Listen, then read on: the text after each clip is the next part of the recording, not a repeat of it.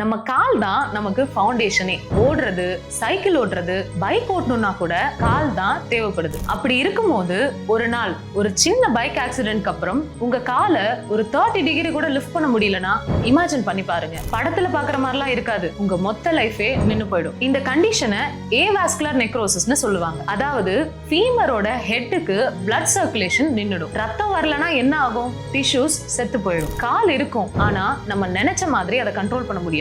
Accidents மட்டும் இல்ல, steroids use பண்றதுனாலயும் இந்த கண்டிஷன் வரலாம். சிக்கன்குனியா ஆர் கோவிட் மாதிரியான கண்டிஷன்ஸ்க்கு சில சமயம் ஸ்டீராய்ட்ஸ் எடுத்துப்பாங்க. அப்புறம் ஸ்ட்ரெஸ்ஸும் இது வர்றதுக்கு ஒரு ரீசன். ஆனா கவலைப்படாதீங்க, இந்த கண்டிஷனுக்கு ஆயுர்வேதால ஸ்கோப் இருக்கு. அபியங்கம், நவரக்கிழி, மாத்ராவஸ்தி, கஷாயவஸ்தி மாதிரியான ட்ரீட்மெண்ட்ஸ் உங்க பிளட் சர்க்குலேஷனை இம்ப்ரூவ் பண்ணி இந்த கண்டிஷனை மேனேஜ் பண்ண ஹெல்ப் பண்ணும். சோ ஏவாஸ்குலர் நெக்ரோசிஸ் வந்தா இதுதான் எண்டுன்னு நினைக்காதீங்க. With right treatment you can cope better.